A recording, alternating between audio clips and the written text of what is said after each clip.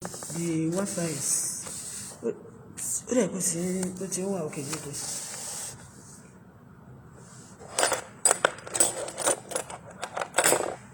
I suppose.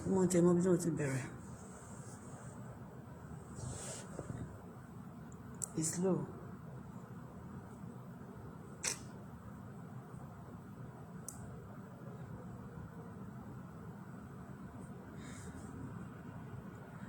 Bita wa ṣe ló jẹ́ kó tún mi funfun bí gbọmọ ẹkún ẹfun sójú.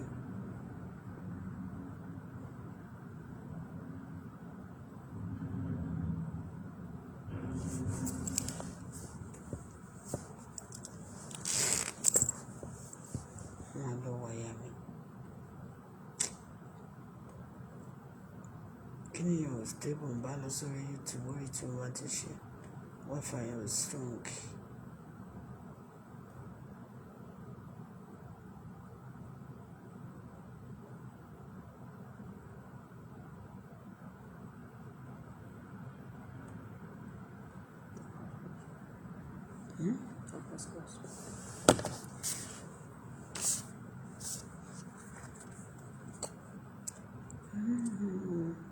You have to sign up for my account. When you can switch it goes there. Yeah, Auto-Bola. You sign up to my account. That is. What's the message you're raising? Yeah, it's for because I signed in.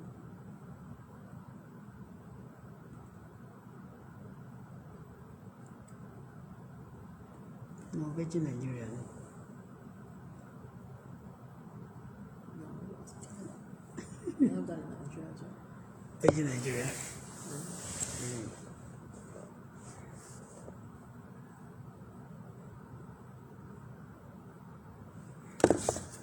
Let's pray. Heavenly Father, eternal rock of ages, we say thank you for this wonderful afternoon. We appreciate you, Lord, because we're God, nobody like you, from his way not to serve. That be the exalted, be glorified forever. In Jesus' name I call myself, Lord Jesus, my daughter, Lord Jesus. No weapon fashioned against us shall prosper. Lord, I want to speak right now, Father, please speak to my mouth, direct my tongue. Take total control. Every arrow of the enemy, we send it back to the sender. Whatever the plans of the enemy against our life, Father, destroy it in the mighty name of Jesus Christ. Thank you, Father, because you answer prayer. I declare this facility Holy Ghost arena. It shall be well with our spiritual body. Concerning my well wishes all over the world, it shall be well with you. In Jesus' name. In Jesus' name we pray. Amen.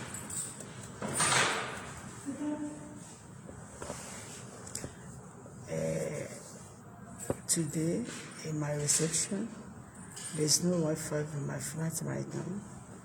And my data also, because I overuse it, so it's very low.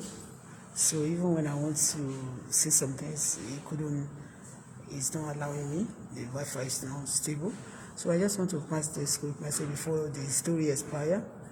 Yeah, lots of story been going on. So the first question is this. I work on this platform in the name of the Father, the Son, and the Holy Spirit. Concerning K1, I have a question for Mr. K1. You see, I call him Mr. K1, okay?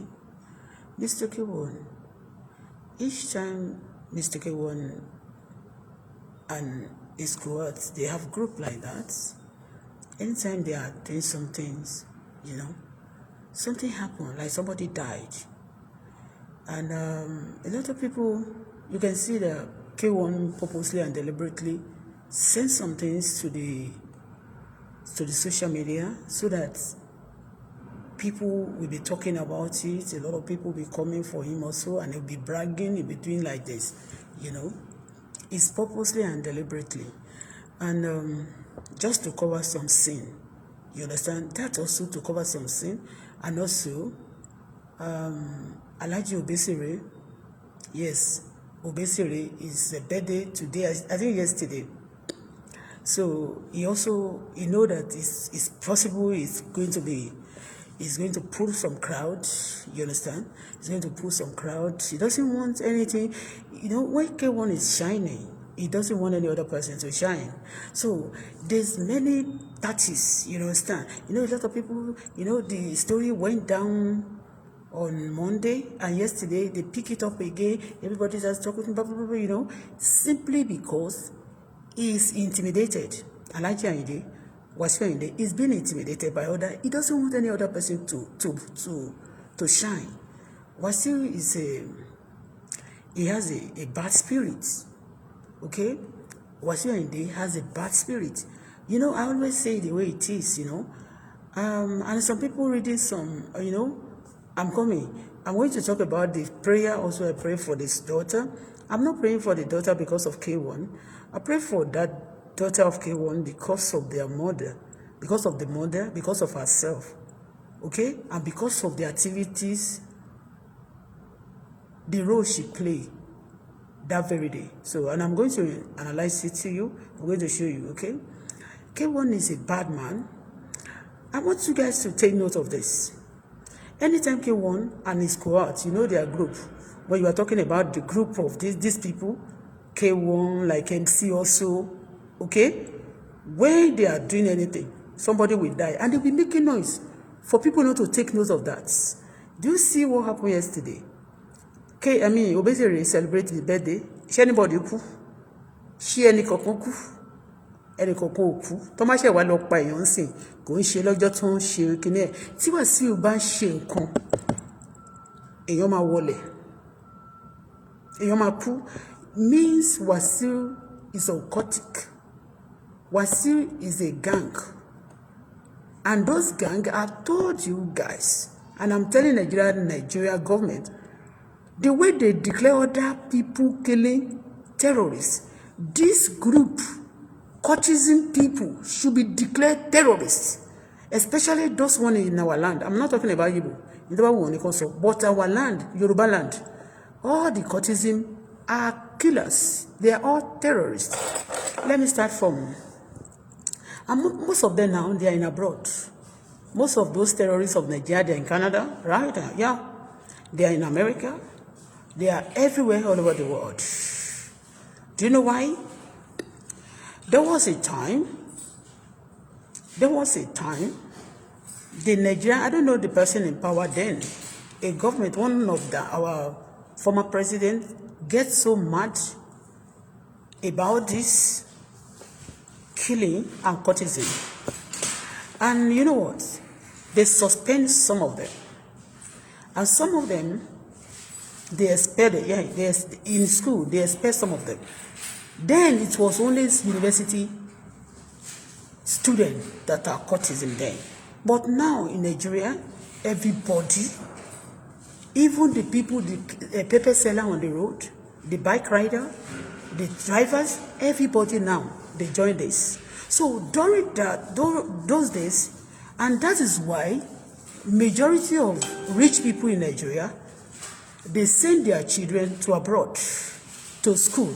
It's not because some of them just want to waste money, because of safety, because they force these children to join courtesan when they get to university. So, and they will send some people, this one will attack this one, this one will attack this one. They busy killing each other. And those who are rich, they don't want their children to die. They busy sending them abroad. And some of those children they send abroad then also, some of them already joined the gang. Are you getting me? Some of them already joined the gang. And that's why you see, wherever they are right now, they promise you that there's nothing you can say about them. They have their representative. Because some of those people, yes, I know in South Africa then, a lot of students from Nigeria, when they've been expelled or they are after them, other courtesan are after them, they run to other country. Do you understand me? For them not to be destroyed, for them not to be killed. But you know, funny thing, getting to another country, they never repent from that. They continue, they form their group also in that country. You understand me? And that's why people are facing trouble. And I'm sorry to say this. If any country deporting, I'm sorry for the innocent people they deporting, but a lot of people now, even the busy, committing and practicing in their country, they took it to another people's country. Do you understand? Even your country could not condone those rubbish. And you are practicing in under some system. So I'm sorry. I'm not going to be, I don't feel so sorry for anybody that have been You understand me? We want our security, we want our facility to be safe. Do you understand? They send these people abroad. They never stop those courtesans in Nigeria. Wherever they go, they practice. They call each other, oh, one of our members is in so place, in so state, in so area. They connect and they start practicing the same thing they are doing back home. So, me, I say no to killing, I say no to evil, I say no to terrorists. You understand? Well-being of myself, my daughter, my children, and other people into Jemelo Guniyel. I want our surroundings to be safe. So, and I was talking about K1. K1 is part of the legion, not only a courtesan alone, it's a legion that disturb our system. Get this into your store. I don't hate him. And I'm going to analyze the prayer I pray for that little baby. I mean, kì í ṣe little girl, ọmọ Wàsíù yẹn. Mi ìgbàdúrà fún ọmọ Wàsíù tó torí Wàsíù o. Tó bá jẹ́ nǹkan tí Wàsíù ṣe ìpele mi máa ṣe fún. Àtọmọ ẹ̀, mo sorry láti sọ, but àwọn ìyá yẹn, àwọn náà fara kó gbogbo àwọn nǹkan táwa complain. Gbogbo ìtàn kan ṣe tí gbogbo wọn ṣe rádaràda yẹn. Wọ́n fẹ́ wà lágbára tí gbogbo wọn ṣe. Ogun ló ń wà lọ́ndà spell. Àti ìyàwó ilé o, àti ìyàwó ta o, àti èyí tó tún fẹ́ wọlé padà o, gbogbo wọn pátá wọ́n wà ní abẹ́ ègún, abẹ́ agbára òkùnkùn ló ń ṣiṣẹ́ lára wọn. Ó ti ṣẹ́rí lára àtàwà kò lè ṣiṣẹ́ mọ́ lórúkọ Jésù, kò lè ṣiṣẹ́. Kò sí bẹ́ẹ̀ ni mo sọ, kò sí nǹkan kan tó yẹ káwọn èèyàn nìkan lè ṣe, kò tó dẹ̀ ní ká má sọ̀rọ̀. Mi ní wifi ní mi ìdẹ̀ ní dátà lórí fóònù mi. Dátà orí fóònù mi slow, gbogbo fóònù méjèèjì ó slow gan. So tí n bá fẹ́ lọ sórí live bá kó máa cut it off. Tí n bá ń kọ àwọn ọ̀rọ̀ báyìí, á kàn flag ẹ̀ up ni. Ìkọ̀kan tẹ́rí tó post yẹn, mo post jù bẹ́ẹ̀ lọ. It's not because, okay, ní kí n ṣe pé ọ̀rọ̀ la máa ń gbẹ́nu sí o, ṣùgbọ́n ọ̀rọ̀ eléyìí tí mo kàn notice ni. So tí Wàsíù àti àwọn other people yẹn tó bá ti fẹ́ ṣe party, àwọn èèyàn máa ń kú. Obesere ṣe party láwọn iṣẹ́ gbọ́ pé celebrity ọkùnrin àbẹ́nìwọ̀dì kú. Tó kàn máa dédé kú suddenly, tó máa ní ìníkan ló ṣe tí ò ní sick tẹ́lẹ̀, tó máa ní wọ́n rí tó kọjá ń sìn. Ntí mo notice nìyẹn. Ẹ má dẹ̀ gbàgbé gbogbo ìyàwó Wàsíù wọ̀nyí tó ti lọ. A mọ̀ pé tó gbé sọ́wọ́ ń sìn. A mọ̀ pé ìyá ẹ̀ àti bàbá ẹ̀ wọn ló ti kú. Gbogbo ìyàwó ẹ̀ tó bá ti fi sílẹ̀, ìgbà tó òun àti Fatia tó fi Fatia sílẹ̀ for some days nígbà yẹn, bàbá Fatia kú. Ìgbà tó fi Wendy tó wà ní Canada tí Canada ń bí, ìgbà tó fi sílẹ̀, bàbá ẹ̀ kú. Ṣé ti yé yín? So mo ti sorry o, kì í ṣe pé mo fi ń bàjẹ́ o. Ẹ la ojú yín, gbogbo courtesan tó ń ṣe nígboro ayé terrorist ni wọ́n fi ń ṣe. Wọ́n fi wìlé èèyàn kan gbà kan lọ́wọ́ èèyàn kan ló ti lọ. Say no to them as well. Àwọn ibì kan ò lè save káwọn ibì kan má save. Say no to them. Keeping all this bad attitude in our society, kò sí nǹkan tó ń ṣe fún wa.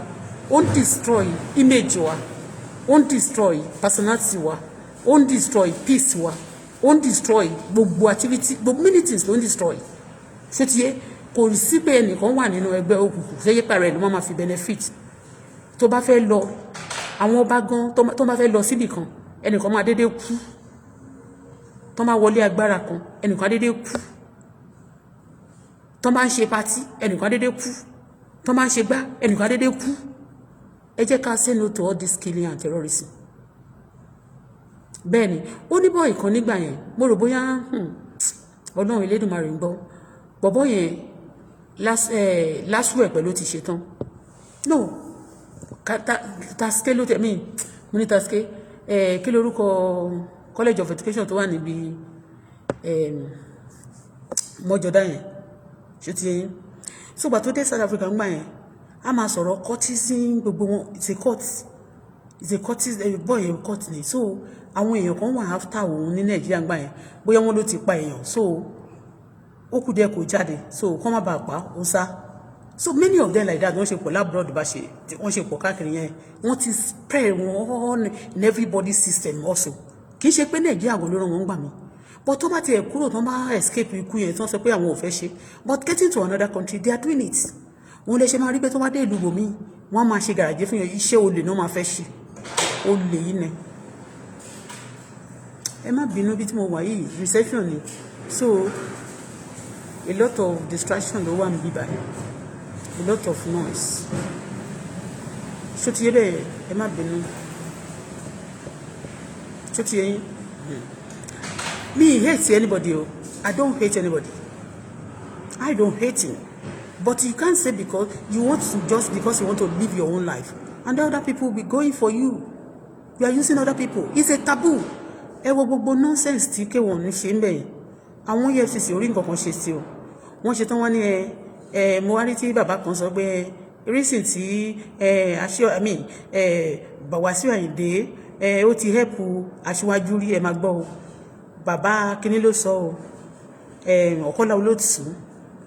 Ó ní pé nígbà kan wọ́n sọ story yẹn nígbà tí kiri kan Wasiu Ayinde lọ play fún wọn gbà yẹn owó tó yẹ kó gbà pa ni ṣẹ́rí Wasiu kí ló dé ìgbà tí Wasiu fẹ́ ṣe ọjọ́ tí Wasiu fẹ́ tó mọ̀ pé analyze máa pọ̀ lórí ọ̀rọ̀ oúnjẹ yẹn ló ní kán ba wifi mi jẹ́ wifi nínú yàrá mi náà ó lọ sí ṣé ti eyín torí wọ́n fẹ́ kì í ṣe torí wọn ò fẹ́ ká sọ̀rọ̀ Wasiu your connection àti àwọn èèyàn tó wà demonic tó ń bá ẹ ṣiṣẹ́ Ọlọ́run máa disconnect gbogbo dímọ̀ yín ẹyẹ yín tó máa ń jojú tó ń jẹ èèyàn tí ò kì í jẹ kò ń jẹ kòkòrò tó jẹ́ èèyàn ló ń jẹ ẹyẹ yẹn iná máa jó ó ti yé so bàbá yẹn wá ń sọ̀rọ̀ pé Wasiu Ayinde ńkọ́ ó ti help President Bola Ahmed Tinubu ń pa yẹn nígbà nàdẹ́kò ìgbádàkòdò bàbá ṣàsùn mo ní òkè sóò ni Wasiu gbọ́dọ̀ máa tẹ ojú àwọn èèyàn gàràgàrà torí pé wọ́n ti ní kó wá play ìjọ kan rí ó ti wá play fún President Bola Ahmed Tinubu kó tó ti pé wọ́n di president kó tó ti pé party wọn stand nígbà yẹn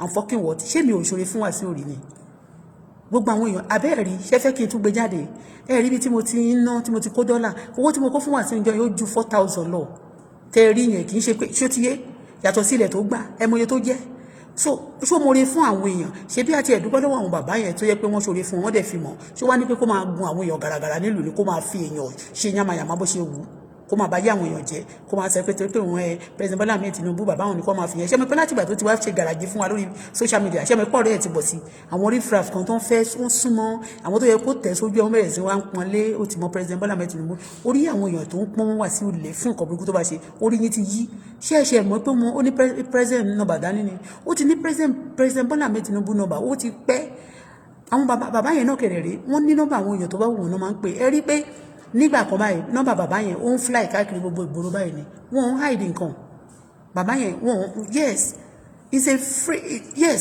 but torí ẹ̀ he's a man of the people for the people ṣé ti yé bẹ́ẹ̀ yẹn he's a man of the people for the people so wọ́n máa ń wà lórí media tó bá ti ráyè bọ́n ṣe wà tó bá ti ṣe iṣẹ́ wọ́n máa ń wà káàkiri lórí social media yìí àwọn tó bá ti ní ìtẹ̀ tó mọ̀ pé ọ̀rọ̀ wọn make sense so gbogbo àwọn èèyàn tí Wasiu tó ṣeré fún Wasiu ẹ rí pé nǹkan tẹ́mi rí fàyọ nínú ọ̀rọ̀ tí bàbá yẹn sọ torí wọ́n try láti sọ fún ẹ pé for that Wasiu can do anything because the ẹni tí ó fẹ́ kọrin fúngbà bàbá tó ń kọrin fúngbà yẹn now a president now he can behave anyhow to all citizens of Nigeria it's a taboo it's a lie àwa kan ṣe oore fún kò mọ̀ọ́rẹ́ aláìmọ̀ọ́rẹ́ èèyàn ni Wasiu àkàìmọ̀ọ́yà àwọn tó ṣeré tí Wasiu tó ṣeré fún Wasiu tí Wasiu ti rán lọ sí ọ̀run àrèmábọ̀ bó ṣe ṣe kíní yẹn fún bó ṣe ń ṣe yàmàyàmá yẹn tó máa pariwo sí ẹnikẹ́ni tó bá rí kúrò ẹni ẹlẹ́ni ló rẹrù sọ́ní ìwọ ló máa rú nǹkan ẹ Wasiu Ayinde ìwọ ló máa rú nǹkan ẹ ó ti yé gbogbo ìkà tó try láti ṣe àti pé kò fẹ́ kẹ́nìbọ̀dì dún nígboro òun ló ṣe o Obesere tó fẹ́ ṣe kiri yẹn àwọn yẹn máa ti pé kọ̀rọ̀ mọ́mọ́ sọ̀rọ̀ kan ni káwọn àfáàlì máa jáde wọ́n bá ti jáde just want to create you want to create noise so that other people wọ́n ní gbóhùn anybody bó ṣe nǹkan kan ẹni yẹn fẹ́ sílé mẹ́rin ó fẹ́ ṣe báyìí ó fẹ́ ṣe kiri kan á fáwọn èèyàn lówó èèyàn mélòó ni Wasiu fún lówó tó bá fẹ́ fáwọn èèyàn ní 10,000 100,000 lásán owó tó ń fún wọn yẹn tó máa fún wọn bẹ́ẹ̀lì yẹn just 100,000 tó bá fún wọn 100,000 yẹn 20,000 100,000 tó bá dẹ̀ fún wọn ní bẹ́ẹ̀lì tó odidi yẹn that's 200,000 yẹn 200,000 is bí $120 ni it's just $120 do you understand me it's just $120 a sọ pé kì í ṣòwò bọ̀tì a gbé kámẹ́rà sójú wọn ṣó ṣe gbogbo nǹkan tó bá fẹ́ ṣe báyìí máa fi kámẹ́rà sí a máa lóun ṣe kí ló ṣe kí ni Wasiu ṣe àkàìmọye àwọn tó ṣoore fún tó ṣoore millions tó yẹ pé àwọn tó bá ṣoore fún báyìí ló máa padà nù ẹjọ́ gbogbo ẹ̀yin tẹ́ ń ṣòṣì bí ẹran níwò ẹgbẹ́ nu òṣì ń sọ̀hún ló ti yẹn ẹ̀yìn ẹgbẹ́ ẹnu ìṣiyín tẹ́ ń ṣòṣì bí ẹran níwò Wasiu Ayinde nìkan tó tàgbà lónìí ọmọ Wasiu Ayinde yóò jọ Wasiu gan ṣé kí wọ́n sọ fún yín gbogbo àwọn ọmọ tẹ́ sọ pé ó jọ Wasiu Ayinde yẹn àwọn ìyá wọn ní ẹ̀fẹ́ rí yẹn ṣé ọmọ tán ló jọ Wasiu Ayinde jẹ́ fìyà ẹ̀wọ̀n ni ṣé rí fídíò tí mo ṣí ẹ̀yẹn tí Dámilọ́lá sọ pé ẹ̀yin ìyá gidi ẹ̀yin ìyá alálùbáríkà yìí dáa ìyá ẹni tó dúró tó wọ green yẹn ìyá ọmọ tó jọ Wasiu bíìmù yẹn tó dàbí Wasiu wọn kùsù méjì tán pè ní Ibrahim yẹn Bímbọ́lá Abíọ́lá àbí kí ló ń jẹ́ Ibrahim ìyá ẹ̀ nìyẹn let me show you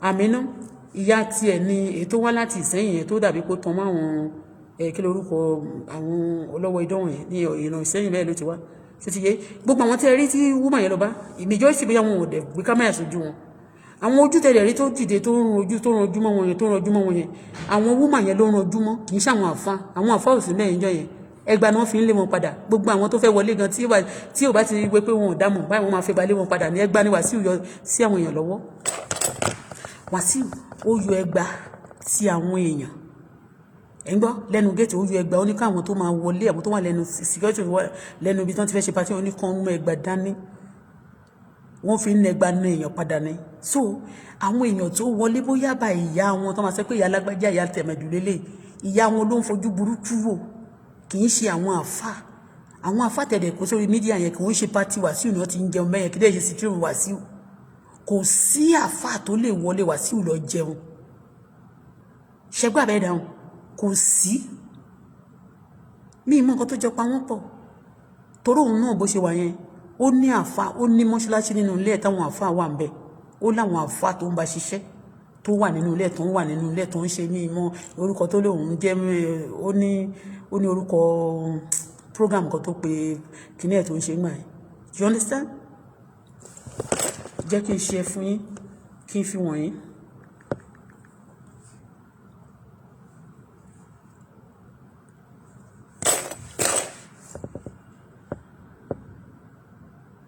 I don't pray for Wasiu. I don't pray for Damilola because of Wasiu. Tó bá jẹ́ tó torí Wasiu ni, a máa ṣépè ni. Ṣé ti yé? Tó bá jẹ́ torí Wasiu, a máa ṣépè ni. But ya ṣe tó torí Wasiu torí àwọn ìyá àwọn ọmọ yẹn. Ṣé kí ni ìwà connected ni? Ẹ̀rí bó ṣe ń rò jẹ́mi. It's not connected? It's connected. It's connected to this.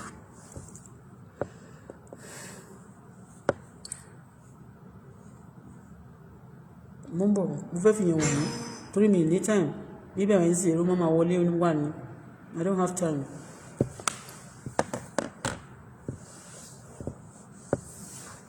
A lè ṣílẹ̀kùn fún àmì tó ń bèrè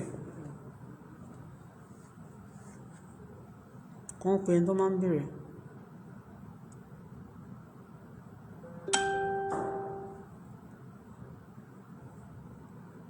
Bèrè lọ́wọ́ kò bá mi bèrè lọ́wọ́ pé ṣé wọ́n ń gbé bíbá yìí. No, kò dá. Okay, they will answer them. Okay.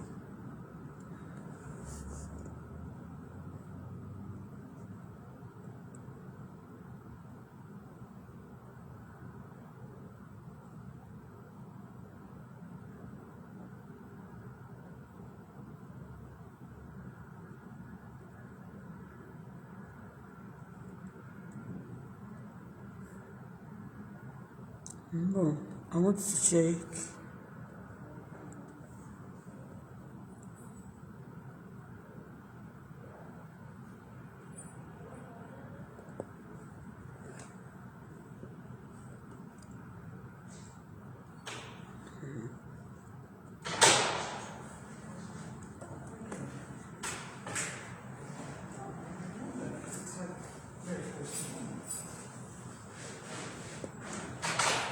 Hello. I'm fine, thank you.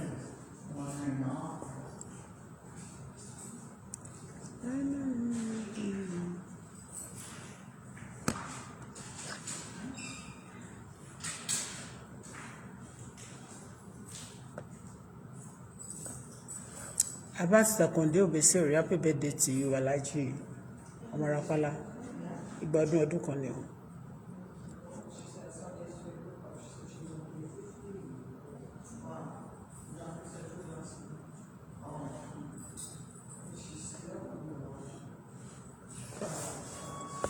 Sherry Biba. Sherry woman tó gbégbò sójú. When you listen to that woman, ó ní wọ́n bínú ọmọ ológo. Sherry, dámì nìyẹn. Ó dà pé Ibrahim yẹn náà nìyẹn. Ìyá kìíní nìyẹn, ìyá Dámilọ́, ìyá mi náà. Ìyá Ibrahim náà ló rán fi ìyá yẹn. Ìyá Ibrahim yẹn tó kẹ́yìn síbí. Ìyá Ibrahim yẹn. ìyá dami surroundings ẹ gbogbo àwọn tó wà ńbẹ̀ yẹn àwọn ìyàwó tó bí ọmọ fún àwọn ìyàwó tó bímọ fún old ones yẹn àwọn ló dúró yẹn àwọn ló ń fojú burúkú wò yẹn.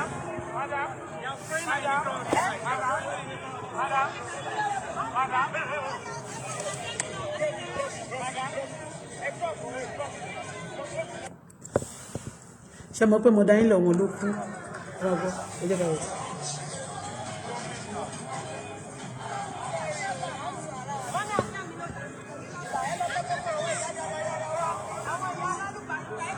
ẹ lọ bá mi pe àwọn ìyá dáadáa wá àwọn ìyá alálùbáríkà ṣe rí ọmọ ènìyàn àwọn bóyá àwọn senior mom ẹ because ìyá mi náà yẹn ń sìn ó ti fẹ́ wà sí kò tó di pé ìyá ti Dámilọ́lá ìdé àti ìyá ilé ìyá Fẹ́mi ìyá ilé òun ló bí Fẹ́mi ó ti yé yín ìyá mi náà yẹn ó dà ìpá àwọn méjì náà náà bí eléyìí Ibrahim yẹn onìkan ni wọ́n bí ó hate ìyá Ibrahim yẹn bàjẹ́ gbogbo àwọn ìyá tó bímọ fún yẹn àwọn ló ń fojú burúkú lé dànù yẹn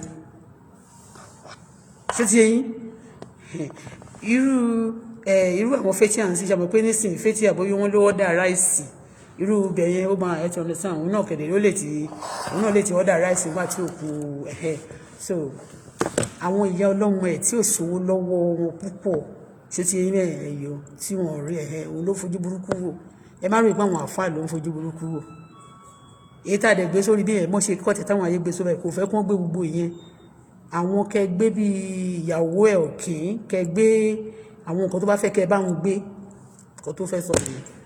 You see them, nothing wrong with those women, they are very beautiful women, but ṣe mọ̀ ẹni tí tó bá bó ṣe wà ní 60 years ago kì í ṣe bó ṣe máa wà nígbà yẹn àbí tó wà ní 40-30 years ago because àwọn ọmọ míì nínú wọn wọ́n ti wọ 40 o ọmọ first born Wasiu should be around 50 something now so òtòrò tètè bí ọmọ ó tètè bímọ gan ṣe ti yé bẹ́ẹ̀ yẹn so àwọn míì kẹ̀lẹ̀ nínú àwọn ìyàwó ẹ̀ náà ìmí ìwà ẹgbẹ́ kan ni wọ́n ìmí gan ó ju Wasiu lọ nínú àwọn tí Wasiu fẹ́ ṣe mọ̀ pé ńgbà ìjìgólò ni Wasiu ṣe ti yé bẹ́ẹ̀ ìjìgólò ni so come and marry ó ti ń ṣe tipẹ́ so ó ṣe gbogbo ẹ̀tọ́ ń sí ojú wá ń tì he doesn't want to see those women even some of his children he doesn't want to see them is irresponsible element bó ṣe wà yẹn ṣe ti yé so àwọn nǹkan tí mo nífẹ̀ẹ́ kẹ́ take note kí Nàìjíríà ló comment ẹ jọ gbogbo àwọn tó ṣe courtism ní Nàìjíríà gbogbo court wọ̀nyẹn tó wà Nàìjíríà pátápátá tí wọ́n distribute ara wọn sí abroad majority of them wọ́n distribute ara wọn sí abroad ni àwọn ọ̀dẹ̀ stop terrorism wọn when they get to abroad òun lè ṣe máa rí pé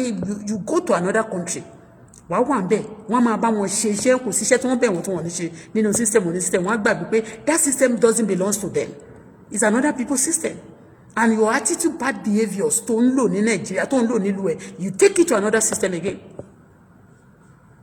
okay so Nigeria government Yorùbá àwọn courtism yẹn ẹ bá wa declare wọn terrorists wọ́n ti pa èèyàn jù this courtism have been existing even before àwọn gbogbo àwọn tán ló wà ní gbogbo wọn tán pè ní whatever name mi ìmúrúkọ wọn ṣé ti yẹn mi ò morúkọ tán náà ń jẹ́ but wọ́n ti wà àwọn courtism yẹn wọ́n ti wà before káwọn yẹn tó dé ìgbà táwọn yẹn dé kò tí ì pẹ́ táwọn yẹn dé I am telling you kò tí ì pẹ́ táwọn yẹn dé but àwọn courtism tó wà ní system wa yìí in fact about 30-something years ago wọ́n kúrò ní Èkó àwọn tí lásùwá kúrò lẹ́kọ̀ọ́ wọ́n lọ sí Ọ̀fà wọ́n lọ yọ ojú olójú ìgbà yẹn wọ́n ti bẹ̀rẹ̀ sí gé orí bí orí ṣíkìn bẹ́ẹ̀ yẹn wọ́n yọ ojú olójú ojú yẹn ẹni tó bá jẹ́ olórí wọn nílùú bìkan ní àrà ibi bòmí á lóun fẹ́ ojú ẹlòmíì wọ́n á ní kọ́ lọ yọ wá they been in existence wọ́n á pa èèyàn bí ẹni tó ń pa ẹran ni what are they doing in public tó bá fẹ́ ṣe patí tó fẹ́ ṣe nǹkan kan tí wọ́n kàn fẹ́ ṣe nǹkan kan èèyàn máa kú fún wọn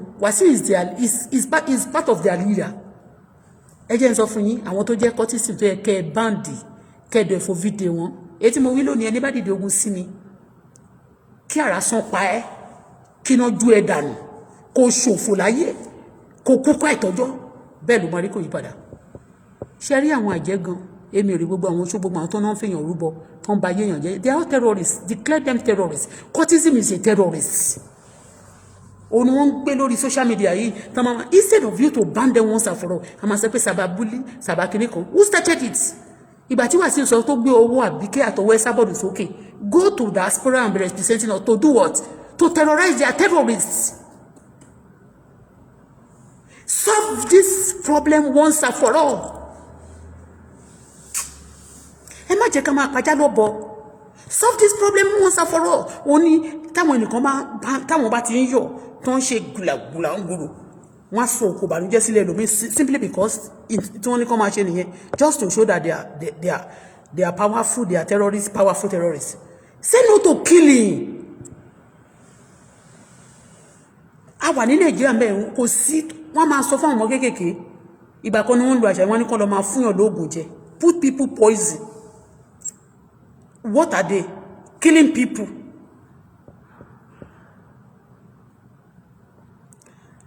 Ní pé káwọn èèyàn kan máa imagine o káwọn pastor kan jókòó síbi kan máa sẹpẹ́ nìkan oṣù àjẹ́ torí mi sì torí mo ní bedmark kan lẹ́yìn mi kò sí orúkọ tí àwọn pastor wòrè yẹn ò pè ya wọn ń gbà yẹn kì í ṣe gbogbo wọn o.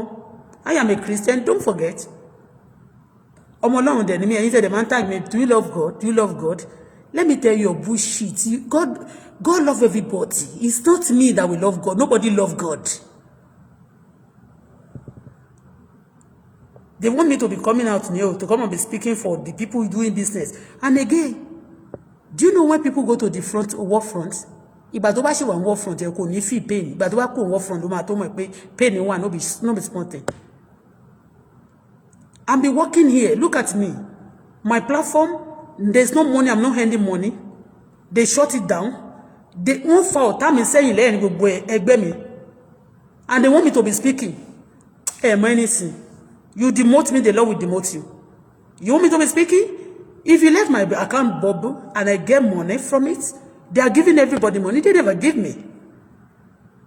I struggle for myself. Let me tell you. That ain't got money mo fẹ́ gbà. Wi-Fi tí mo máa gbà. Owó ni máa fi gbà. I'll be collecting money, the money I'm supposed to use for myself and my daughter, and I'll be using it to take care of people, for people not to be saved. Anybody tó bá wù kó máa save. Tọ́lọ́run tí n bá ti ṣe níbi junction bí tí mo dé. Tí n bá ti save, tọmọ mi bá ti save, àtàwọn olólùfẹ́ mi. Àtàwọn tó bá ti fẹ́ kí n save ló máa save. How can I be speaking for people who don't care for me, who don't... Àwọn kan wọ́n máa sọ pé, do you love God? Do you love God? People who have their churches, that they are making money, they are frauding. People with the name of God at times, it's not all of them. With the name of God. And they will tell you to come and be fighting people that seniors you. Someone for him for let me tell you, I'm not fighting for anybody. But once in a while like this, I will just tell you, I will give advice. Advice is not most people can't declare autism here. They should declare them terrorists. They are killers.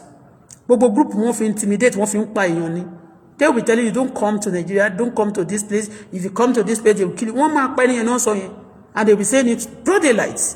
And the government are looking at them. And majority of people, the cultism are they are so strong to the level that some people, powerful people in Nigeria also are involved in it. They are involved in it, but they are terrorists, they are killers. Dissolve them once and for all. If you really want peace, you want Nigeria to step up. Kò ṣe pé wọ́n máa ṣe nǹkan kan bí kan wọ́n máa ba ayé jẹ́ wọ́n máa ba nǹkan jẹ́. When you are trying to build it, because they have group, they'll be destroying it.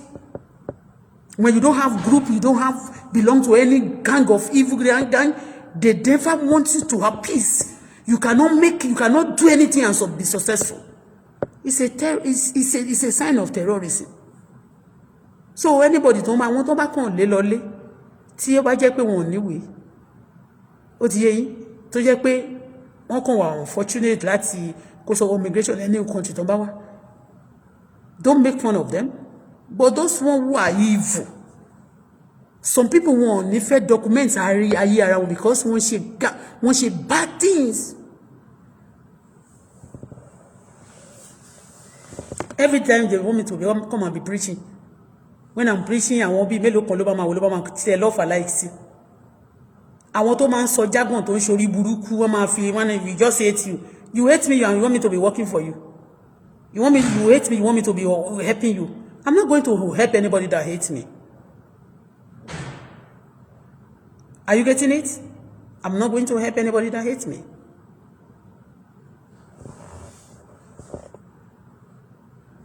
What are you going to do? Eh? It's not our problem. Okay.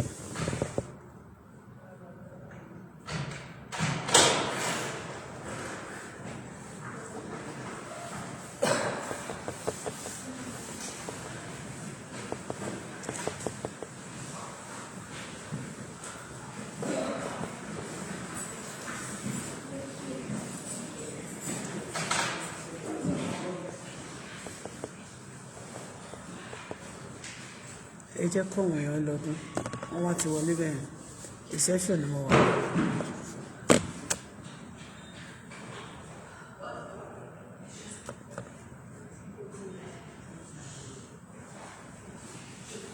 àwọn tó ti bímọ fún ẹ rí gbogbo àwọn ìyá tó ń taṣọ lẹ́kọ̀ọ́ tó máa ń bá kún patí yẹn tó máa ń bá wà sí kún patí yẹn ṣe wọ́n lówó lọ́wọ́ ni wọ́n ṣe yẹ kán bá wọn kún patí kò ṣe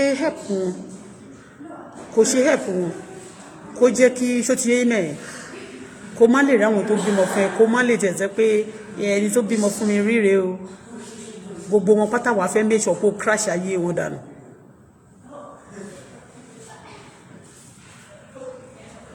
wàá mẹ́sọ̀ kó crash ayé wọn dànù. àwọn kan máa pàtẹ́wọ́ fún èrè. anyway.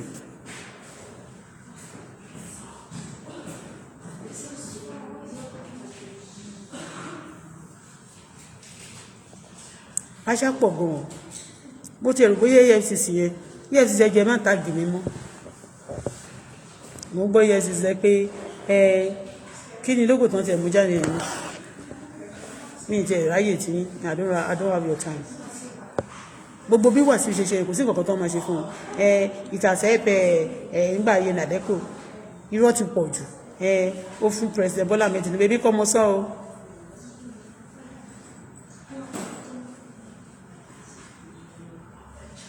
ìyẹn ló máa ní kó máa misbehave ní society wa gbogbo àwọn èèyàn sìn wọ́n máa gbogbo èèyàn tó yẹ kó wọ́n máa ní connection ṣé wọ́n ṣẹ̀ mọ́ pé kì í rí Wàsíù Àyìndé ní ọ̀dọ̀ President Bola Ahmed Tinubu kì í rí wọn tó máa lọ kọrin ní orí stage kì í rí pẹ̀gbẹ́ wọn ló máa ń wà kì í rí nínú ilé wọn ṣẹ̀ṣẹ̀ mọ́ ní ìjọ yẹn ariwo tó kọ́kọ́ fẹ́ gbé síta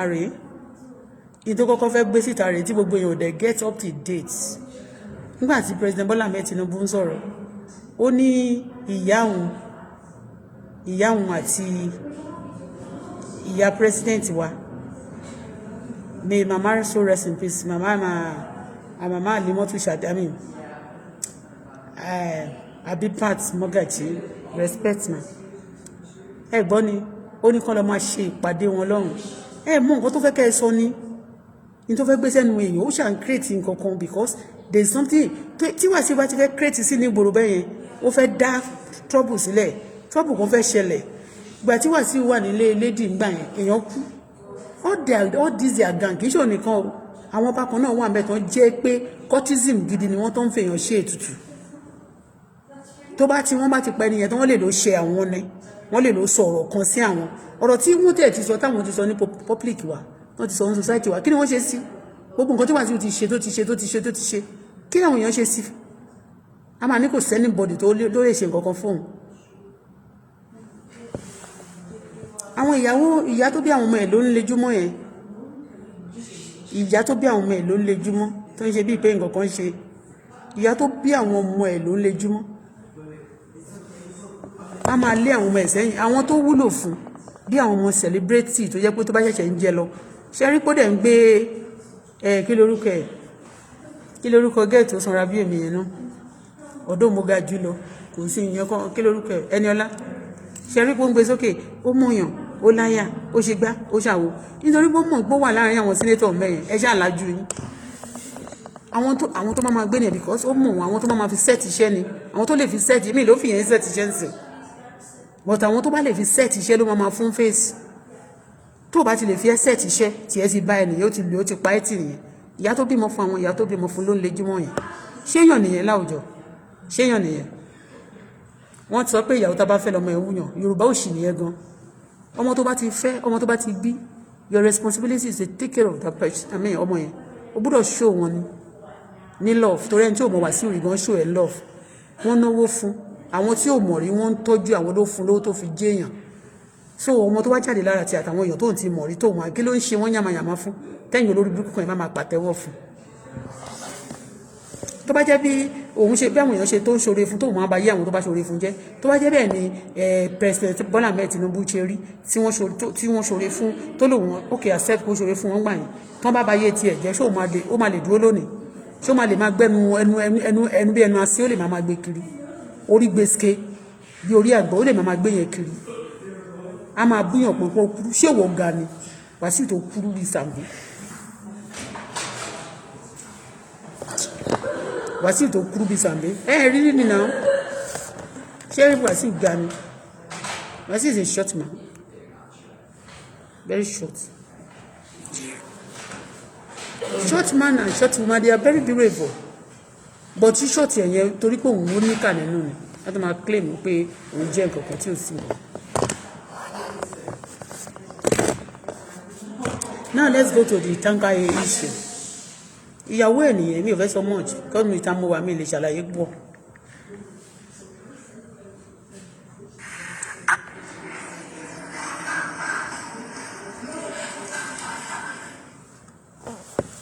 Let's talk about ní 2 weeks ọjọ́ tí mo fẹ́ sọ̀rọ̀ nípa ṣáàtì tí mo ṣe ní ọjọ́ Saturday mo mention ọ̀rọ̀ tí mo sọ yìí náà mo ní pé each time tí wà tí ó bá ń ṣe pàtí pé èèyàn máa ń ṣe nǹkan báyìí àwọn gúrùpù kan yes even gbà tí ọmọ tó ń pè ní kí lórúkọ yẹn tó kú ọmọ celebrate tó kú gbà yẹn Wàsíù wà nílé ilé iṣẹ́ mo pé mo sọ mọ́ Wàsíù yeah mo sọ mọ́ Wàsíù I am not afraid of you mo sọ mọ́ Wàsíù ìṣàn tí Wàsíù bá ti wá sọ fún mi pàtí kan téèyàn mọ̀ tí Wàsíù máa ṣe àbí nǹkan tó máa ṣe tí ẹnì kan ò ní kú tó dẹ̀ jẹ́ some person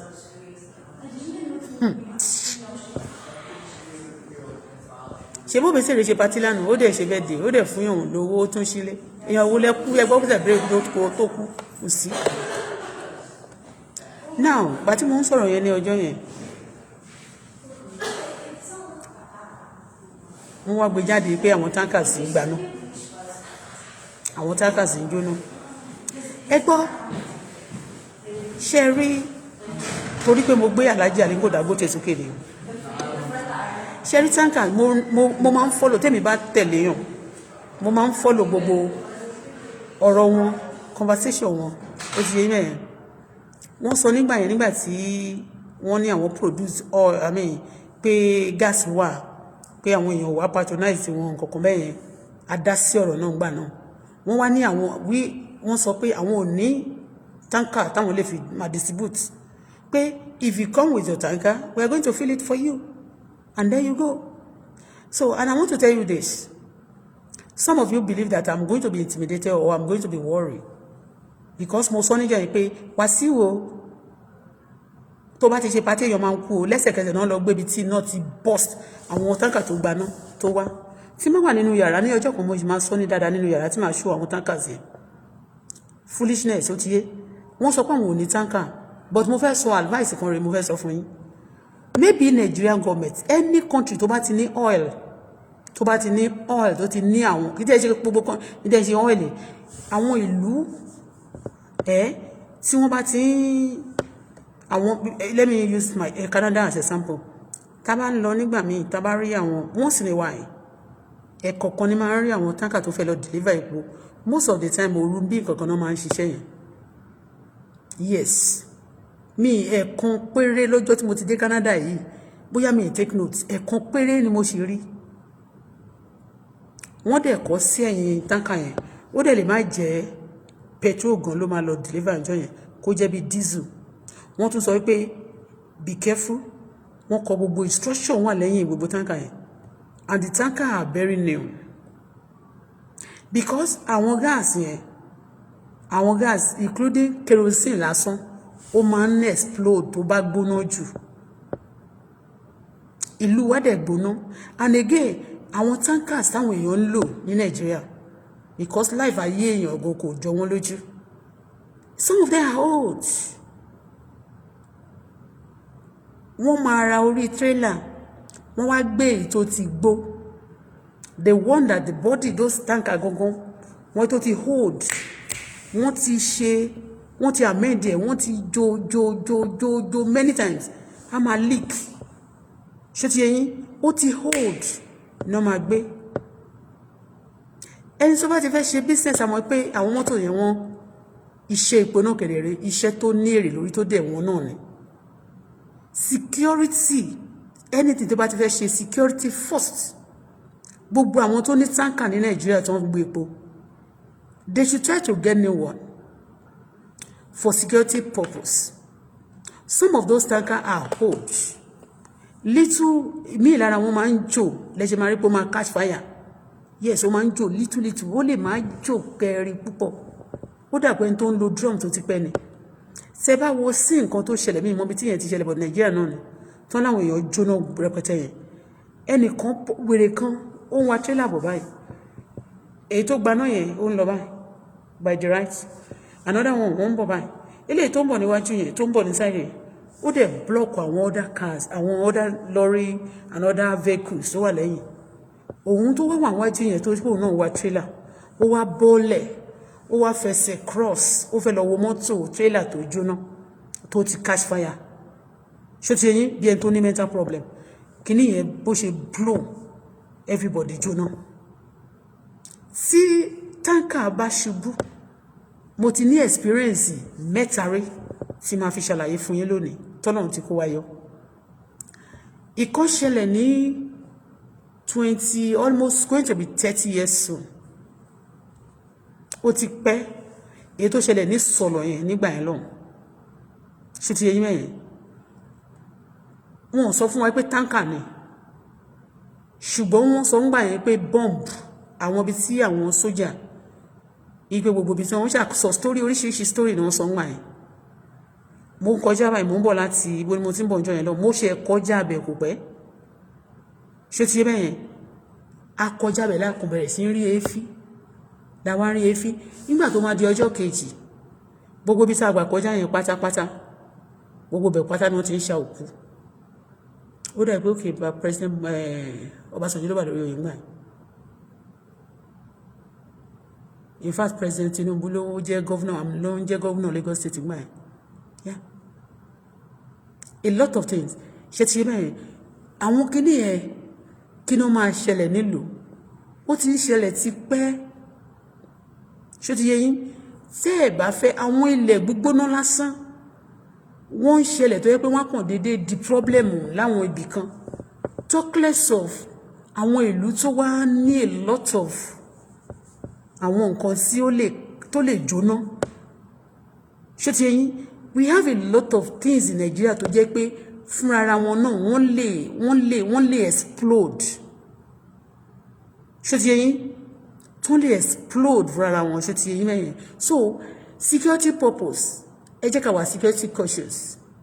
Again mi ò fẹ́ sọ̀rọ̀ púpọ̀ torí mo wà ní reception tí mo wà mi wà comfortable bí báyìí. I am telling you. Àwọn plane wọ́n tún sọ pé àwọn plane kan wọ́n máa crash land. Àwọn nǹkan tí ó yẹ kó máa manage ní orílẹ̀-èdè òun náà ní lára àwọn plane.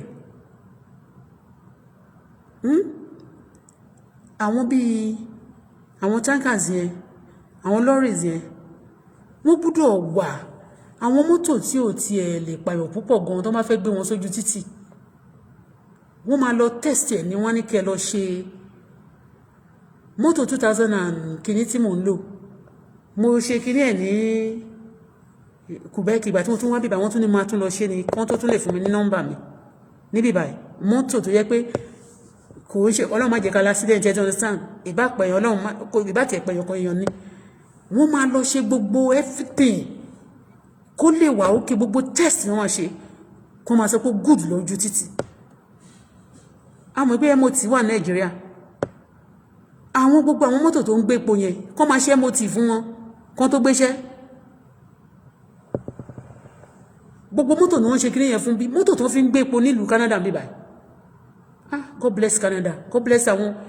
I am telling you mi ò sọ pé wọn lè ní casualty o but wọ́n ti kọ́kọ́ ṣe títí wọn náà. Even gan kó fẹ́ ṣe insurance gan wọ́n make sure pé mọ́tò tó fẹ́ ṣe insurance gan fún gan ó wà wókè. Bẹ́ẹ̀ ni wọ́n sọ. Ipe is worthy on the road. Àwọn mọ́tò trailer yẹn majority of èyí tí àwọn èèyàn òyìnbó bá ti lò tán ọrùn tó ti bàjẹ́ la máa kó lọ sí Nàìjíríà. Iṣẹ́ tó ń dẹ̀ fi ń ṣe ń bí náà ni wọ́n máa fi ṣe ní Nàìjíríà. Àwọn bá tiẹ̀ ṣe wá ní kúdọ̀ ìta ní gbogbo resources yẹn we should be using the best of the best. because tá máa máa sọ̀rọ̀ sí wọ́n ní àwọn ìlú kan náà ti ń kó epo wá síbí àwọn tó ń kó epo wá fún tó ń rẹ epo gan tó máa lọ gbà tó epo máa tún jẹ́ bí alágbàtà ni wọ́n lo nǹkan tó standard fún àwọn kìnìyàn tán láti ṣe delivery kìnìyàn wọn they should use something àwọn mọ́tò tó wà òkè because àwọn èèyàn yẹn bá ṣe tó òkú wọn sílẹ̀ bí ẹran wọ́n kàn tó òkú àwọn èèyàn sílẹ̀ wọ́n jóná kọjá ara dáadáa ọdún ojú àwọn èèyàn ti go for long time òkú yẹn wọ́n máa ti ń tẹ́ wọn sílẹ̀ rẹpẹtẹ bẹ́yẹn ẹlòmíì tó tún mọ̀ yàn jẹ́ á tún máa wá bó ṣe máa mú lára ẹ̀ tó máa lọ sí jẹ́ ni it's nothing to them because lára Nigerians wọ́n ń jẹ èèyàn gan Yorùbá wọ́n ń jẹ stupid ambassador èèyàn àmọ́ àti àwọn tí àwọn tó ń pa èèyàn wasted tó ń waste ayé àwọn èèyàn sọ tó ń waste àwọn èèyàn àwọn kan wà tó ń jẹ èèyàn so ẹni tó ń jẹ èèyàn báyìí tó wá dẹ̀ sí pé stop killing o àbí ẹ má dẹ̀ pààyàn tó dẹ̀ rí pé kò tiẹ̀ ṣe bóyá ojú máa tún ká wọn mọ́ tó bá tún lọ pààyàn gan wọ́n tún lè máa sọ náà sí nǹkan gan so that tí wọ́n bá tún sọ pé wọ́n fẹ́ lọ kó wọn dànù ẹ̀bẹ̀ tí wọ́n dámọ̀ wọ́n tún gé lára ẹ̀ wọ́n tún máa jẹ́ àwọn plane yẹn gbogbo nǹkan tí ò yẹ kó máa manage ní Nàìjíríà ni wọ́n máa manage ẹ jẹ́ kí life go wà precious to us in our society life should be meaningful not meaningless so far tí táwọn èèyàn máa ń bèèrè pé bóyá àwọn èèyàn tó ní private jet yẹn wọn ò lè wọ́n kó máa wọnú ẹ̀ kò lè kàn wọ́n you don't do that love your neighbor like yourself ẹ jọ̀ọ́ ẹ jẹ́ ká gbọ́n bí ejò ká sì níwà tútù bí àdàbà o gbogbo èyí tẹ́ bá ń celebrate birthday tá àkọ́ happy birthday sórí yín wọ́n wí ọ̀dẹ̀ ọ̀dá mi ò ní data and again mi ìkànnì máa kọ happy birthday sórí gbogbo yín tí máa post anybody sórí media ẹ máa kàn comment àti picture mi ẹ máa comment few ni ṣe máa fẹ́ kí mi máa comment sórí yín kẹ́ ṣe happy birthday February ni birthday mi ìyẹn tí bá post video kọ̀ọ̀kan fún yín àbí bá post picture before mo lè post picture if you comment there I don't care you don't comment I don't care ó ti yé so èmi ò dẹ̀ lè máa fi data mi kí n máa ra data ìlú òyìnbó kẹ̀rẹ̀rẹ̀ ó wọ́n Canada ni wọ́n ń pè bí it's very expensive okay tó bá ti máa gba data ń sìn tó bá di end of the month wàá sanwó data wàá sanwó fóònù wàá sanwó ilé wàá sanwó omi wàá sanwó iná wàá sanwó ilé owó ilé yìí ń sìn báyìí mi tiẹ̀ gbúdọ̀ ṣe yàmàyàmá mi tiẹ̀ gbúdọ̀ pariwo jù mbà tiẹ̀ máa wá sísàlẹ̀ kí wọ́n máa ṣe àbí kí n lọ sí gbogbo recreation kí ni wa kí n lọ máa ṣe fídíò ń bẹ̀ torí data wọn àmì wáfà wà but mi ì lè ṣe because mi tiẹ̀ ti sanwó ilé gan ṣó ti yé so ajá tó lè yókù kí báyìí òṣèré a lè máa ṣe tó dáa fún public kán dẹ̀ máa fìyà jẹ wá kán fà wá sẹ́yìn láwùjọ kí wá sọ pé a máa rẹ́rìn I'm not loving it let me even kiri kan dẹ̀ pa mí lẹ́rìn mo ń bọ̀ náà.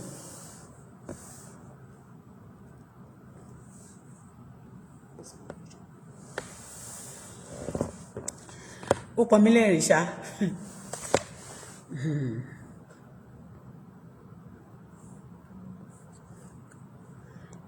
àwọn Nigerian police wọ́n ṣiṣẹ́ nígbà míì tó bá fẹ́ ṣiṣẹ́ Nigeria àbẹ̀rẹ̀ wọ́n ṣiṣẹ́ gan mo rí níjọ́ yẹn bọ́n ṣe sáré rescue ìyàwó former kínní ṣe inspector general ni tó sáré rescue ìyàwó wọn ẹ̀rí pa mí wọ́n rescue wọn wọ́n dẹ̀ pa gba majority àwọn tó kidnap wọn yẹn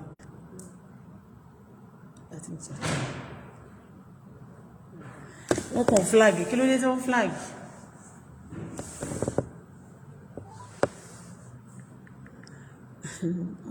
wọ́n ti flag ṣó ìdánù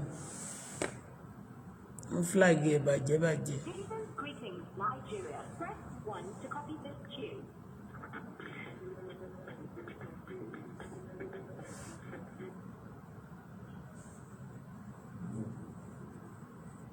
Hello? Hello? Mọ́mí, ṣàlàáfíà lẹ wà? Hello, ẹ kúrọ̀lẹ́. Mo ní ṣàlàáfíà lẹ wà? Ẹ kúrọ̀lẹ́. Yes, ma, ẹ káàsán. Ẹ dáadáa ni. A dúpẹ́ mà. Ẹ kú. Léèrè. Gbogbo èrè lè ṣeré. Ó dà. Gbogbo èrè lè ṣeré. Ẹ gbúrò lágbájá àti tẹ̀mẹ̀dù. Ẹ gbúrò tèrè ọ̀hún èrè dé. Àlàáfíà ni gbogbo wọn. Ok. Ẹ pè mí níjọ́ kínní bí ìrì iṣẹ́ mọ̀ yé mọ̀ sí wifi àpò. Mi pè ń ṣá, náà wọ́rì.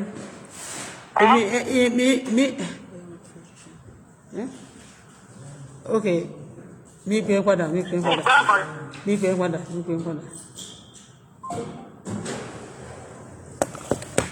Do you want to go?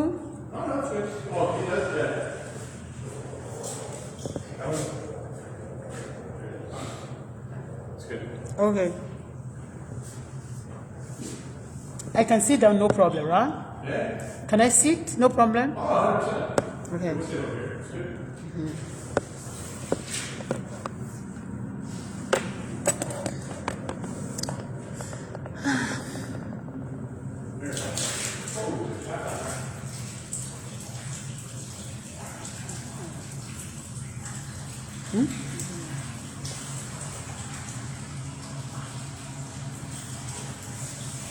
Okay.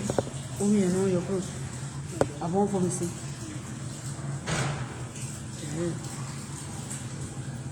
Kí ló rí tó ń fomi sí? A ṣe wà ń ta. Èdè náà sọ́mà ló yẹ kó ń fomi sí. Hello.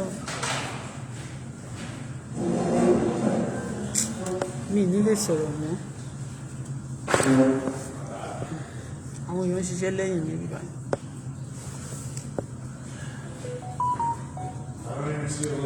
So second one, mo fẹ́ sọ nípa mẹ́ta nípa explosion yẹn.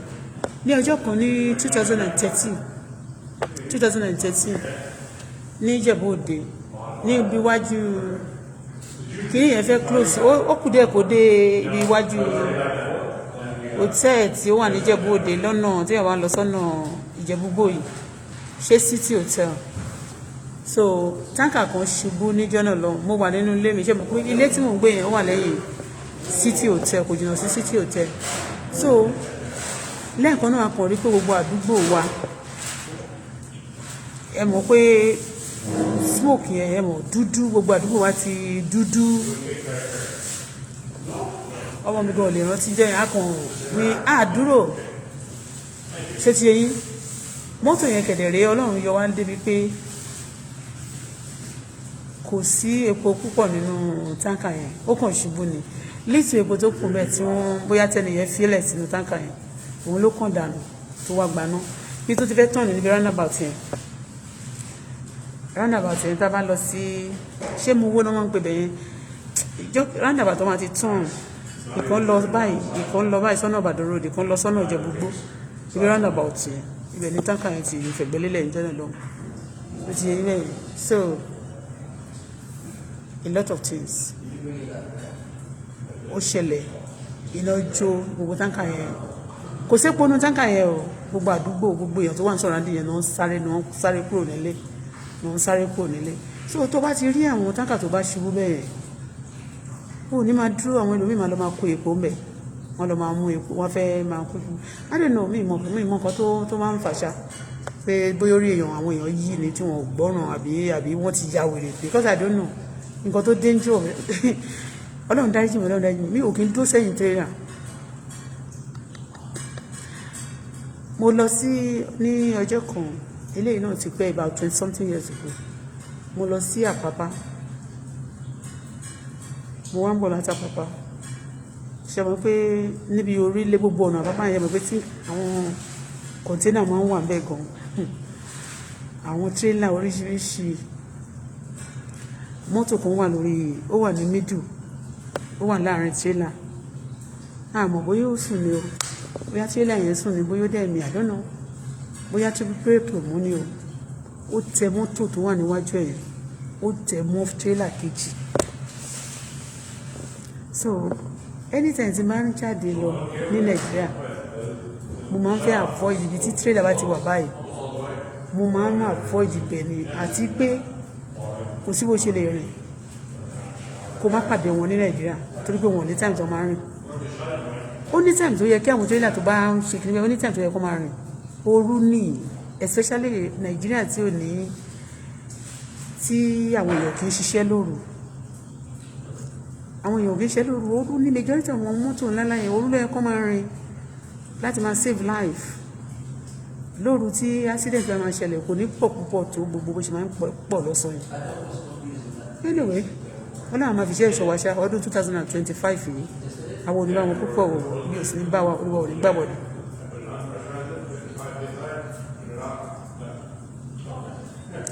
Thank you. Only Auto-Bola, you're a beautiful woman. Auto-Bola, beautiful, you're a beautiful woman. Auto-Bola, you are a beautiful woman. Wonderfully made. Thank you. God bless you. Otiye. So, ẹ jẹ́ ká wà very careful. Ibi báyìí mi lè sọ̀rọ̀.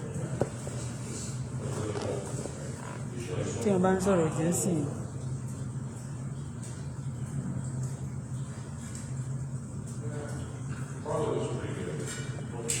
Ó ṣàn ń gbọ́rọ̀ wọn lábẹ́lẹ̀.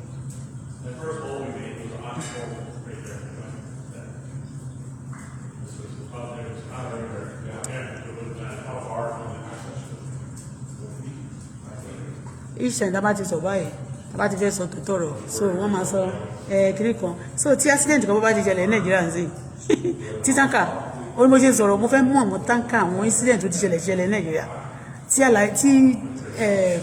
tí wọ́n tẹ̀ tí ò tẹ̀ tí sí Dangote refinery so all of you because every time torí nǹkan tẹ́ ṣe fún mi ni mò ń sọ fún yín o tí má ti fẹ́ sọ̀rọ̀ àwọn pé àwọn kan ń pààyàn wọn ò ṣe báyìí wọ́n máa sọ pé táǹkà kan jóná mẹ́ẹ̀ ṣé wọ́n sọ fún yín ó ní mo ṣe kọ́kọ́ sọ fún yín tẹ́lẹ̀tẹ́lẹ̀ pé ìgbà tó ń ṣe epo Alhaji Akande Dangote sọ pé àwọn ò ní táǹkà tó ń submit tó supply epo o but you have your tanker come and take we supply you bring your tanker we fill it for you ó ti yé but mo wá tún fi sọ fún yín pé kì í ṣe pé nísìnyí gan ló ṣẹ̀ṣẹ̀ máa ń ṣẹlẹ̀ ó ti pẹ́ táwọn incident yẹn ti máa ń ṣẹlẹ̀ ó ti pẹ́ tó ti máa ń ṣẹlẹ̀ so àwọn ìlú míì wà tó yẹ pé volcano máa ń ṣẹlẹ̀ gan ìlú tó tutù irú ìlú tó ní tí a wà yìí àwọn ìlú Amẹ́ríkà ló máa ti ń ṣẹlẹ̀ volcano àwọn ìlú máa ń ṣẹlẹ̀ káàkiri so àwọn oòrùn tó máa ń kọ́ sí volcano yẹn náà tó bá wà lára àwọn táǹkà àti pé ọjọ́ kan tí bá ti rí táǹkà tó gbépo máa take picture ẹ̀fẹ́ rí kò ṣe àwọn táǹkà tí wọ́n lọ fi nǹkan fẹ́lẹ́fẹ́lẹ́ ẹgbẹ́ pé Nàìjíríà ló ṣe gbogbo ẹ̀yìn títí wọn yẹn ní ìsọ pé wọn ò mọ̀ ṣe o wọ́n máa ṣe tó yẹ kó ti pẹ́ tó yẹ kó ti change ẹ̀ tí mọ́tò bá ti expire gbogbo nǹkan ló máa expire bọ́ lọ́wọ́ Nàìjíríà kò sí nǹkan tó expire kò sí tó expire èèyàn nìkan náà máa ń tètè crash tí ò tí expire náà wọ́n fẹ́ expire ẹ̀ wọ́n fẹ́ crash ẹ̀ dànù but tó bá ti jẹ́ nǹkan tí ó máa use tó yẹ pé wọ́n lè quickly kàn jẹ́ kó expire kàn lọ rebuild ẹ̀ kàn lọ trash ẹ̀ wọn ò ní jó expire kó ba lè máa destroy ayé àwọn èèyàn tó ní value kó lè máa gba ẹ̀jẹ̀ àwọn mọ́tò wọ̀nyẹn ó ní bọ́n ṣe máa ń ṣe in fact ó tíìk tó yẹ pé mọ́tò tó ń gbé àwọn epo yẹn very tíìk àwọn táǹkà wọn the back àwọn ti Nàìjíríà yẹn àmì tí ó tíìk bàjẹ́ tí Nàìjíríà máa rí ó máa fẹ́ lẹ́ wọ́n méèdì ẹ̀ ní iná fi méèdì ẹ̀ gan kò strong pọ̀ tó bá ti ẹ̀ strong tó bá ti after some time ó máa expire mọ́tò nìyẹn tó bá ti ṣe mọ́tò tó bá after some years ó bá máa lose value tó bá dẹ̀ tó time kan wọ́n á ní kọ́ lọ trash ẹ̀ èyí tí mistake wà lára ẹ̀ gan wọ́n sọ pé wọ́n call ẹ̀ back to the company but Nigeria mọ́tò yẹn máa tú yẹ̀kẹ̀yẹ̀kẹ̀ báyìí ni let us stay life let us value life you have no duplicate. tó bá wá jẹ́ ìlú kan tó bá jẹ́ Nàìjíríà ní snow ti máa ń rọ̀ báyìí nǹkan mo fẹ́ kẹ́ imagine iye àwọn tractor tó ń lò àwọn tractor tó bá ti bàjẹ́ tí wọ́n ní wọ́n lò mọ́ bíbáyìí tó ti ní problem àwọn èèyàn máa ṣe ra wọ́n máa ṣe èkó lọ́nà.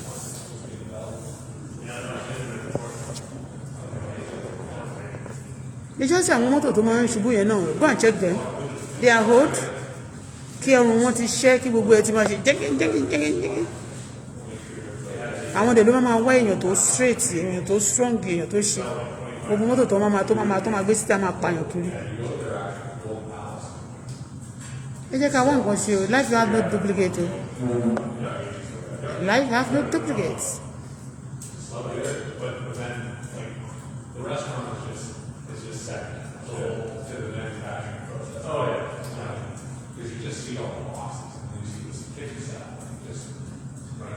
ariwo pọ̀ mí o àwọn tá à ń ṣe iṣẹ́ àti pọ̀ we are many here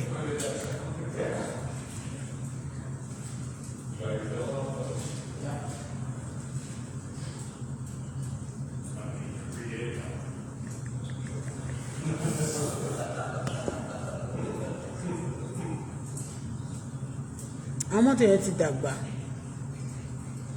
in fact kì í ṣe fọ́ọ̀tù àwọn tó máa ń wà those cars those trailers wọ́n máa dún kí tó máa gbẹ́rù bá wọ́n máa dún wọ́n máa gbọ́ gbogbo ara wọn máa dún kókàn lọ fọ ìgbà tí ò strong tó kàn lọ tọ̀nù bí pọ́n fẹ́ tọ̀nù á kàn ṣubú ni ìkọ̀kan kàn ṣe wọ́n ni okay tell me mọ́tò tí táǹkà tó ti gbé epo tó ń jò little tẹ́ẹ̀mọ̀ so iná máa kọjá lẹ́gbẹ̀ẹ́ nìkan kan máa ju àbí kó kàn kọjá níbi tí wọ́n ti ń dín àkàrà lásán àbí jọ́sì ibì kan tó kàn ní iná tó hìtì lásán ó máa gba náà náà.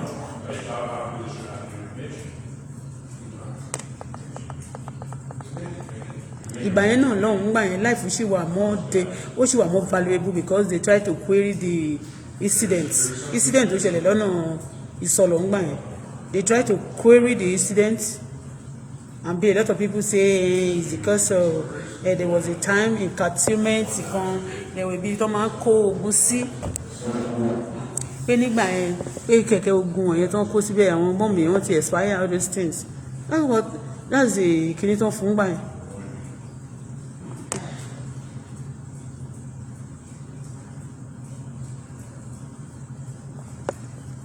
so nígbà tí ẹ bá fún mi ní tí tó bí sincere lẹ́ni anyway mo kì í like láti these days ó ti wọn ò fún mi lówó mo tún fẹ́ sọ nǹkan kan ṣé àmọ́ pé Alhaji Akande Obesere yẹn ṣé àmọ́ pé nínú àwọn olórin ní Nàìjíríà tó kọ́kọ́ tó ṣe jingle fún aṣáájú nínú olórin ni òun ni number one òun ni number one tó ṣe jingle sí fún aṣáájú in fact nígbà yẹn gan K1 gbogbo ẹnu mi mo fi sọ wọn ò fẹ́ kí aṣáájú lọ fún president ọ̀tọ̀ lẹ́ni tó fẹ́ kó di president K1 yẹn mo sọ kì í ṣe rọ to go who made it anyway ẹ jẹ́ kí n máa fẹ́ lè ṣe lọ ariwo pọ̀ ń bíbá ìjò Obesere òun ló kọ́kọ́ ṣe jingle èmi ni mo kọ́kọ́ ṣe èmi mo ṣe jingle Obesere ló ṣe jingle orin ṣé ti yé yín èmi mo kọ́kọ́ ṣe jingle nomination èmi mo kọ́kọ́ nominate lẹ́yìn àwọn tó dẹ̀ ń gbádùn ẹ̀ ń sìn àti help many people wọn fún wa lówó wọn tún fìyà jẹ wá orí ń gbé ta tó máa fi owó ń bíbá wọn tún da gbogbo ẹ̀ jẹ so téèyàn bá ti ń ṣe bẹ́ẹ̀ yẹn tó ń fa ẹ̀ sẹ́yìn wọ́n fẹ́ kó shut up náà ni we want to shut up for now gbọ́n bí ejò ṣá kó dẹ̀ níwá tuntun bí àdàbà ni owó ṣe jẹ́ bye for now torí ariwo pọ̀ ní báyìí mi ìráyè ṣe kó tí mo fẹ́ ṣe mo ní àwọn tọ́pìkì àwọn ọ̀rọ̀ tí mo fẹ́ sọ bọ̀ kò gbà mí láyè ariwo ti pọ̀ jù báyìí.